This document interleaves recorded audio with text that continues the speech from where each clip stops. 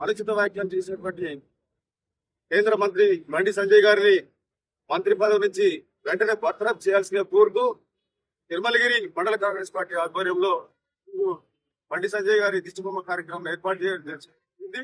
ఈ కార్యక్రమం తీసుకున్నటువంటి మీ అందరికీ కూడా పేరు పేరు ధన్యవాదాలు తెలియజేస్తూ, వాస్తవంగా దళితులపై అక్కస్తోనే మాట్లాడే సందర్భం ఇది.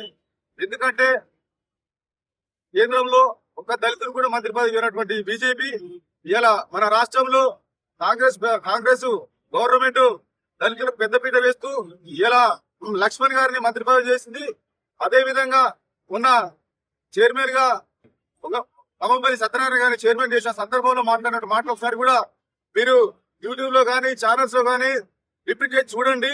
మా దళిత జాతి గిరిజన జాతి ఎక్కడో ప్రమాదాలు ఉందని మాట్లాడే తప్ప ఒక జాతిని గాని ఒక కులాన్ని గాని కించపరిచడం కానీ మాట్లాడిన సందర్భం లేదు. కావాలనే దళితుల మీద అక్కడికొని ఈ బీజేపీ మతతత్వ పార్టీగా ఇలా నిదర్శనంగా కనపడతా ఉంది.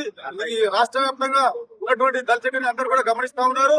బేషరతుగా మంత్రి స్వామి గారికి బండి సంజయ్ గారు క్షమాపణ చెప్పేంత వరకు కూడా ఈ ధర్నా ఇదే విధంగా కొనసాగుతుంది. ప్రతి జిల్లాలో కూడా రాష్ట్రం అంతా కూడా చేస్తామని చెప్పేసి ఈ సందర్భంగా వాళ్ళు హెచ్చరిస్తూ, మరొకసారి దళితులకు బీజేపీ అవమానిస్తే ఊరుకునే ప్రసక్తి లేదు.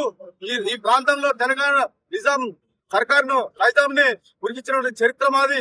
తుమ్మలరెడ్డి గడ్డ బిడ్డ కాసుకో, గతంలో నీ భార్య తిందాకొచ్చి ఎక్కడి దాకా పోయిందో అది నువ్వు గుర్తుపెట్టుకొని మాట్లాడు బిడ్డ. నేను చెప్తా ఉన్నాం, దళితులు అందరూ కూడా ఒకనాడు మీకు వస్తూనే ఉన్నాం. త్వరలో ఉద్యమం చేస్తూ ప్రత్యేకమైన నిన్ను మంత్రి తొలగించే వరకు కూడా ఉద్యమం ఆగదని చెప్పేసి ఈ సందర్భంగా తెలియజేస్తూ ఈ యొక్క కార్యక్రమాన్ని